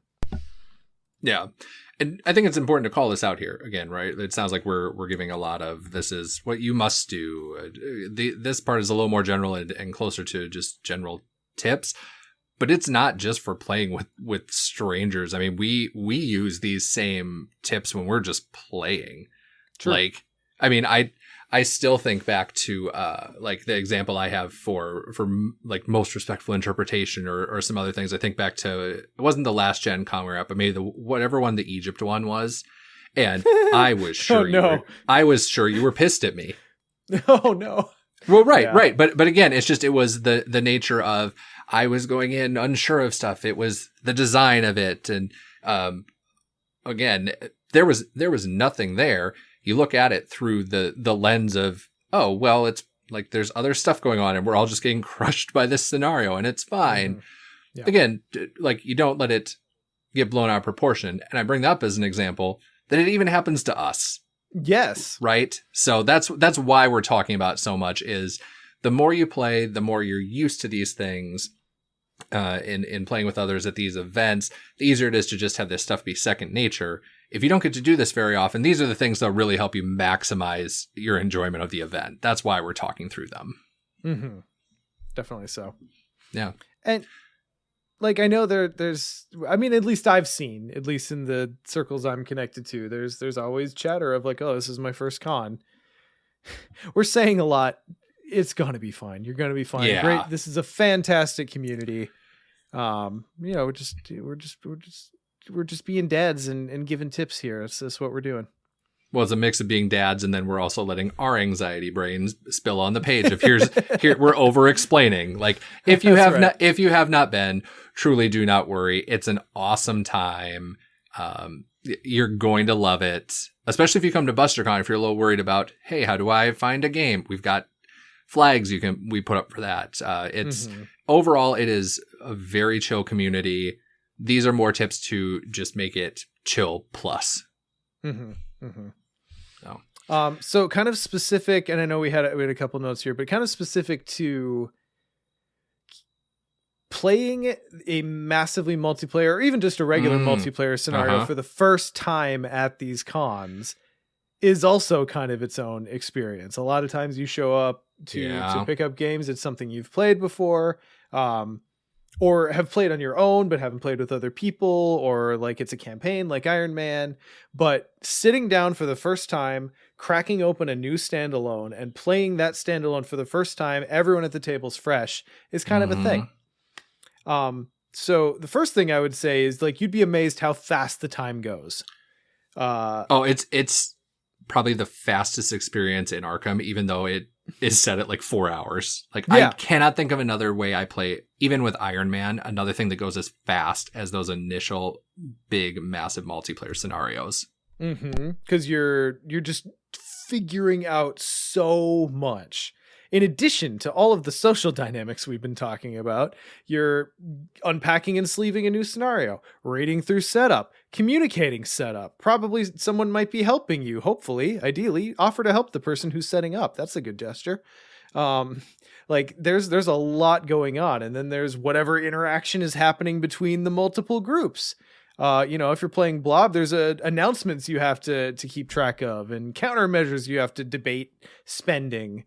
And it's just amazing how compressed the time gets when all of that is kind of crammed into it. So I guess my point here is just to point out that that's a thing that happens, but also just kind of keeping in your head of like, all right, stay on task, get your turns done, communicate strategy, talk it through, but also like, everyone in the group ideally will not get locked up in analysis paralysis and keep the game moving. Yeah, man, I cannot think of another way I've played Arkham that flies by like that, because Iron Man, that's a lot of Arkham in 12 hours, but I know where the time went. I can look back and see it. It's almost like a blackout of how fast these things go.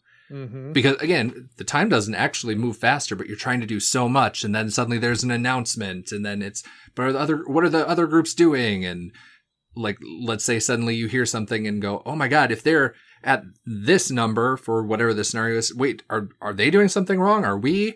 It's just insane, but so much fun. Yeah. And I guess just everything you've known and learned about Arkham gets amplified in these experiences. And that's just kind of the good and the bad. It's the duality of Arkham. It's great. So regardless of how much we might have worried you with all of the things we've brought up, again, I will remind you, you will be fine. It's going to be great. We've gotten through it. Surely you can too. Yeah. Yeah. There's nothing like Arkham at a con, man. Like my favorite way is still just a small group of people chilling, playing at a table. But boy, there's something about how special it feels to have that many people together playing this game. It's just so good. Yeah, and like, what, Fortune and Fate was the last one we kind of really had. Oh, Fortune and Folly? Oh yeah, sorry, not Fortune and Fate. Fortune and Folly. Yeah. I think so.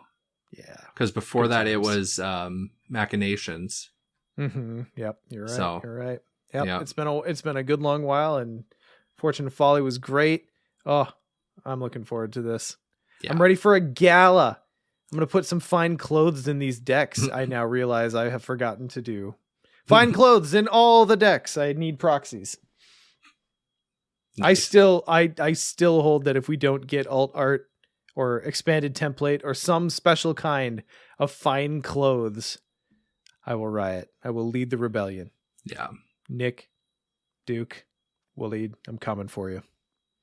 And I think I committed that we would make the alt art then, but I don't know. I'll live with that. Time has no meaning. So, I think we've covered most everything Arkham wise. I know we're keeping this pretty Arkham con focused.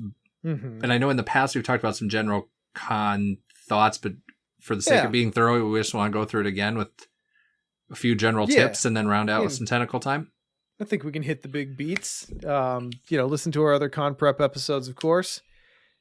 Biggest one I'll throw out is hydration, water. Yeah. Have a bottle that you will drink from and is easy to carry and that you will remember. Because even, we're going to Gen Con, like dehydration from pure sweat because it's August and it's Indy and it's downtown, like that is its own thing. But even at like BusterCon, your brain needs liquid to function. Mm-hmm. Give it to it. Just do that. Water bottle. Yeah. I mean, anybody who's seen me at BusterCon has seen the massive water bottle I carry. So, yeah, that was first on my list as well. Is just it seems like a basic thing, but just not only have one, but remember to hydrate. You're going to be so much happier with yourself, especially if it's something like Gen Con where you're maybe walking around a little more. Mm-hmm. It truly does make a world of difference. Second on my list, I have exercise proper hygiene. And that is not, I want to be very clear, that's not me calling people out for how they are around others. That's more like a self-care thing of when you are around that many people and then you're maybe dehydrated and then you're just like, hygiene is a thing that can slip through the cracks and, Sure. and then you feel it and you feel gross. That ruins the experience. So, just don't neglect that. Other big tip I have is if you have room, have a battery pack for your phone. Then you're never worrying about, am I running low? Do I need to plug it in? Do I, because you might have an app up that suddenly it's drawing, even if you usually get your phone for a full day, if it's drawing battery in a different way, just remove that variable, So I think that's a tip. I would find a dense and compact snack. Ooh, yeah. Such as a granola bar, or reasonably not going to fill the whole room up with fart smell beef jerky. Or just something that, like, if you are in a situation where, well, I didn't realize that these events were so close to each other and so far apart, or, oh my God, this game went longer. And like, for whatever reason, you have to skip a meal a little bit more officially, at least you've got something to just get you through. Mm-hmm. It's kind of one of those situations where it's nicer to need it, or sorry, have it and not need it, than the other way around. Yeah, I always take protein bars just to have a couple. Mm-hmm. Yeah. So, to that point though of where events might be, this is more a Gen Con note, but even if you've been there and you think when things are happening and how far apart they are, plan more time. Because there's going to be people in the way or something that comes up, or you're trying to stop at the bathroom on the way and there's a line. Plan more time than you need to get to events. That's just depending on how thorough you are with your planning. That's maybe already on your radar, but if not, plan the extra time and you will avoid some sadness. Yeah. And to that point, I know we're kind of like, the ship has sailed for this Gen Con, but in case anyone's listening to this where it still matters or at a future Gen Con, if it's your first time and you kind of don't know the rhythm yet, don't overbook yourself. Yeah. Leave yourself big stretches of time to just wander the hall, go grab food, stand in a line for a thing that you want that you didn't know you wanted until you got there. I'd say just try not to overbook yourself, because it's a very full place and there's lots of things to do, and sometimes you want to be able to act on whim. And you got to have time to go back and get those continued soda refills if you're Nick and Ian. God. I'm so sad that Ian wasn't here. I definitely would have hit him with that too. Yeah. You must. Yeah. And if we had it, we'd insert the clanging of the mug sound effect right here. I just have a few others that I usually share with people is you can consider masks. That is still very much a thing, especially at larger cons. I probably won't be wearing a mask at BusterCon, but I'm planning to at Gen Con. Sure. You get 40, 50,000 people together, and con crud is very much a thing. So if that's a thing you prefer to do, absolutely do it. And then be realistic with your expectations. I think this kind of goes to your point, Sean, to make sure to build in some time, but set your personal expectations in reality. Don't overbook. Don't assume that you have to go everywhere and do everything. Because again, similar to like when you're playing with other people, if you're all on the same page, everybody's going to have a good time. If you personally are on a good footing for what you can realistically do, your experience is going to be so much better. You won't walk away disappointed with, oh, well, I didn't get to do this thing that was unrealistic anyway. So just, do that. It's better to underbook and then add than to overbook. And then this will be the last time, and then I'll stop being a broken record with it on this episode at least. But at any con, I do think it is, even if you're not playing a game, it is still really good to use that most respectful interpretation or a variant of, what is it? Don't attribute to malice what could be the result of ignorance. Like, I know when I am in at Gen Con around, tens of thousands of people, I'm not always my best self. So I try to be careful in how I communicate, but maybe I say something to somebody in a way I shouldn't. I'm hoping people can have the grace to like let it slide a little. And I try and do it in reverse. So just, again, everybody's there to have a good time. Try and help facilitate that as best you can. Yeah. So that's the end of my list. I mean, that's about all I had. I'm really looking forward to the con this year. Immediately after COVID, I was like, you know what? I don't know if I ever need to do Gen Con again, but I've finally gotten back to a place where I'm excited. Oh, I suppose one other hot tip, if you're going to do the FFG line to get into the FFG store, plan time for that. I don't know if it's changed in 5 years, but I can't imagine the line's gotten shorter. Yeah. I'm excited to go to Gen Con as well, to kind of get back to it. I know as someone who's been there before, I'll be approaching it differently. Where I probably won't spend as much time in the exhibit hall. That's just me personally. I think the exhibit hall is super cool. It just doesn't fit the games I play as much anymore. So I'll probably be more playing games over in the event hall if I can find some space. And it's kind of fun that we won't be running an event this year. It's not that we didn't like it. I do in some ways miss it. Mm-hmm. But we're throwing a whole con, so I'm counting that and feeling okay about that. And so it's nice to be able to go just as a participant. True. Yeah, I've thought about that myself. Like, it is bittersweet because throwing an event at Gen Con is a treasured memory and a very fun time. But also, I haven't been to Gen Con to just be a player and only a player, and that's all I have to worry about. Ever?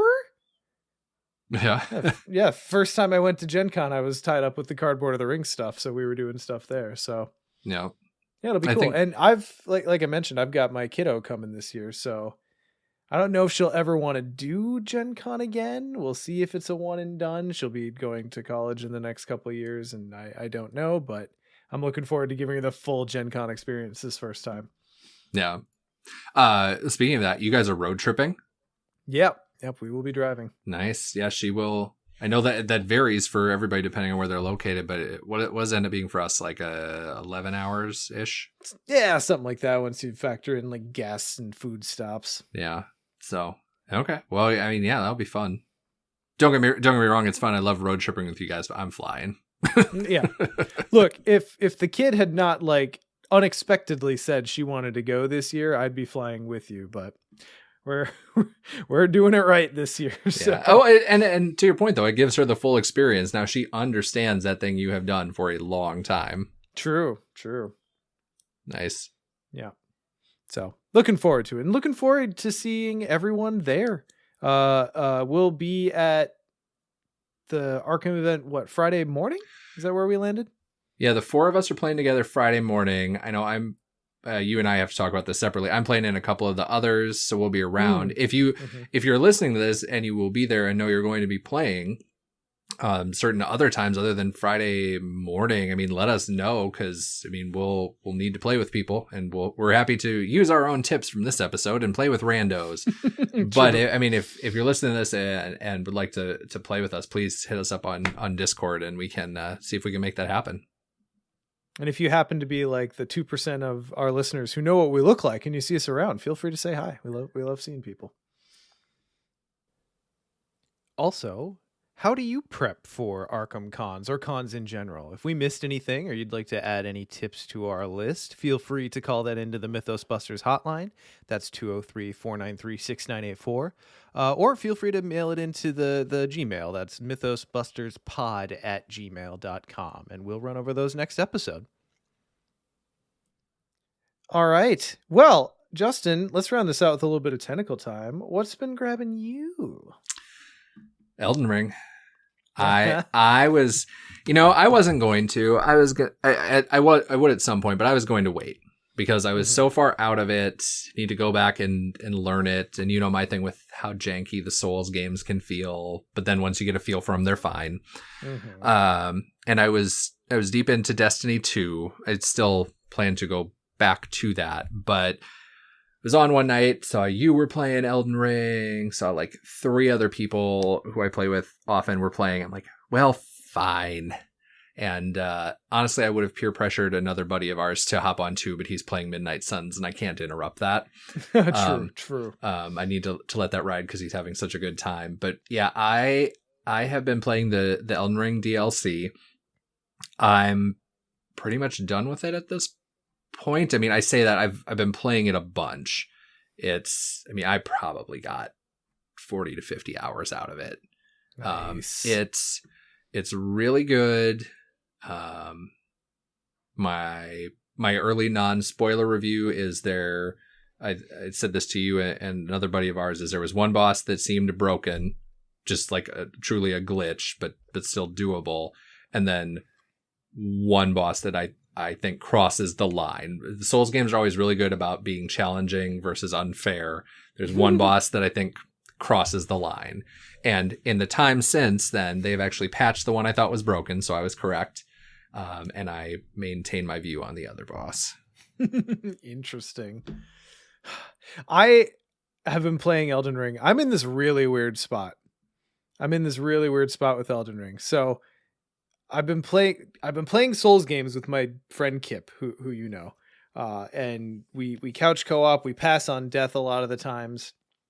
However, with Elden Ring, it got weird because for various reasons he fell off the map after it started. So with Elden Ring specifically, we got in the habit of like I just played ahead and then kind of like coached him when he played. Sure, but we still did it together. So I've got that going on with the DLC. We've got our character in. We're like probably 10 bosses down, if I had to guess. Okay. On top of that, I've got my own separate game that I'm trying to play a little bit. You said earlier you saw me on Elden Ring on PSN. Probably not. It was probably my wife. I mean, probably, but probably it was my wife because she's farther than me by a long shot. So I managed to get my wife into playing Elden Ring well after I had played through it the first time. So it was kind of fun. I'd never thought that I'd be like competing with her for the PS5 and would like be in this like terrible position of, oh my God, do I let the game be spoiled for myself? Or do I miss my wife playing Elden Ring and beating bosses that I've never seen? Like that is Scylla and Charybdis. That is a rock in a proverbial hard ass place.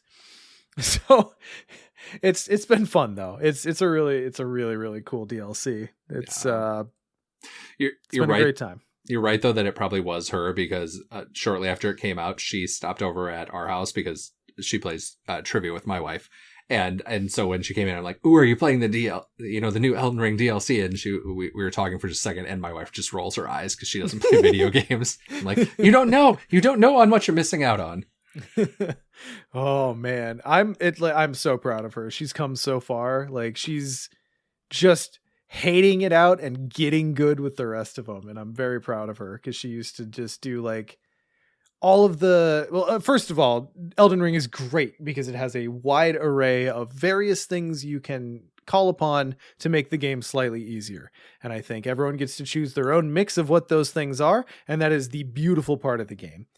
But beyond that, she is just hating it out against bosses and learning the fight and getting it done like a quote unquote, true Souls player. So in my dilemma, I have always elected to just keep watching and let the game be spoiled for myself. So I know things I shouldn't. I mean, things you shouldn't.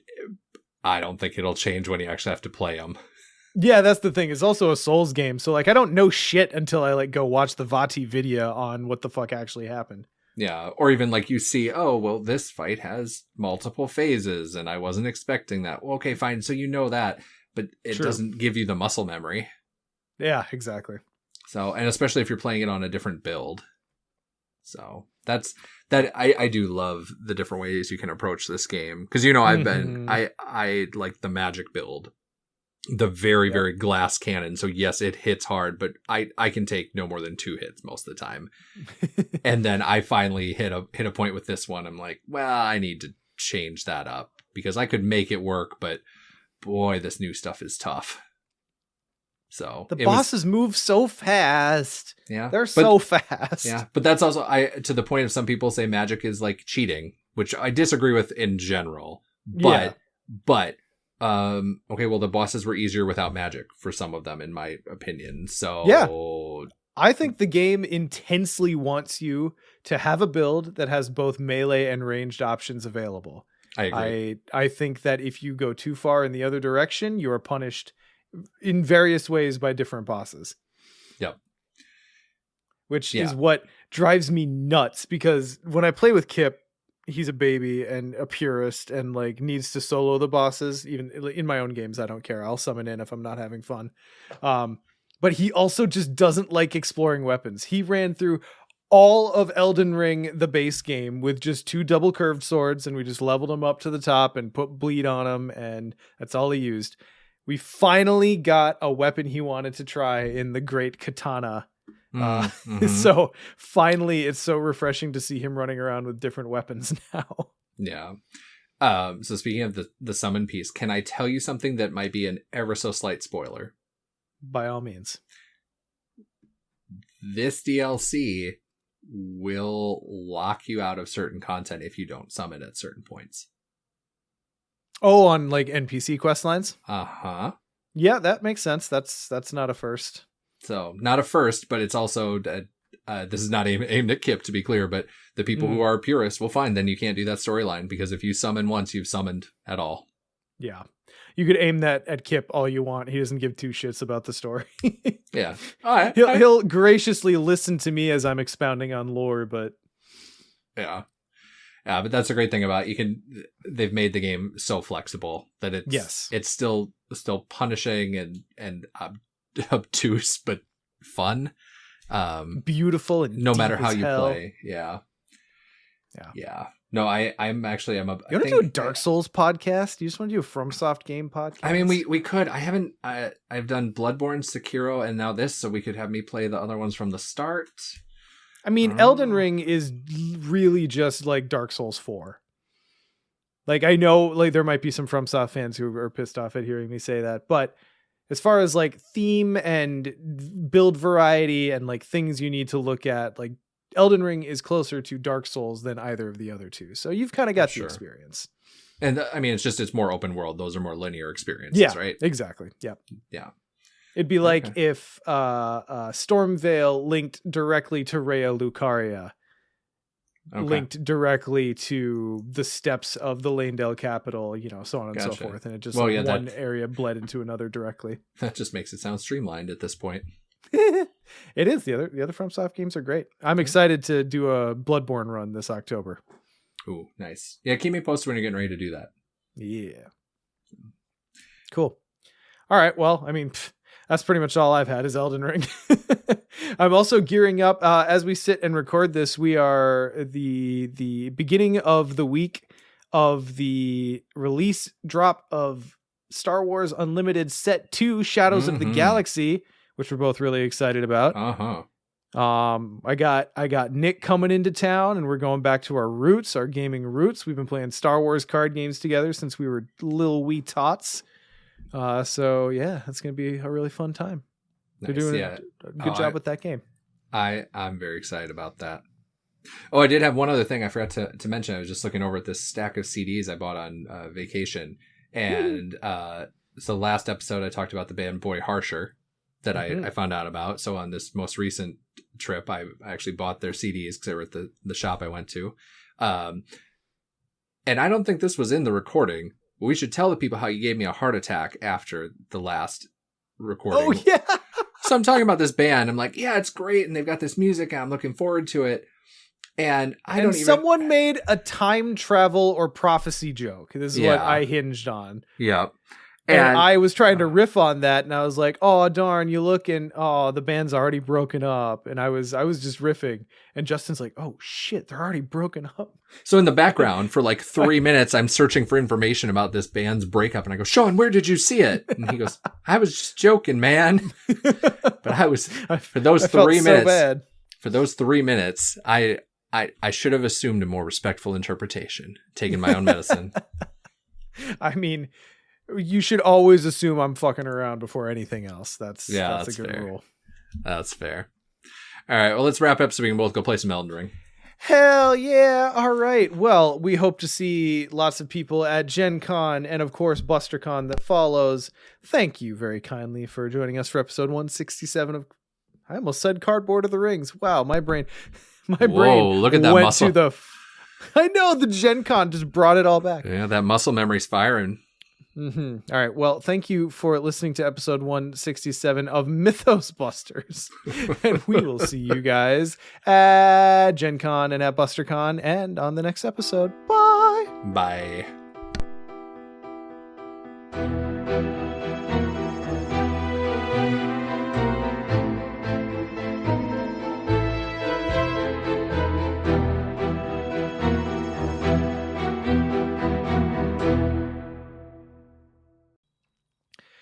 All right, so I think the last couple things we want to talk about is just kind of like general play etiquette, and then we're general con tips.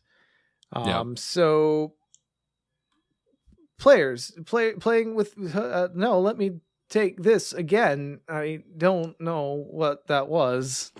No, but then you went into Christopher Walken really well. Thank you. My brain had to save it somehow.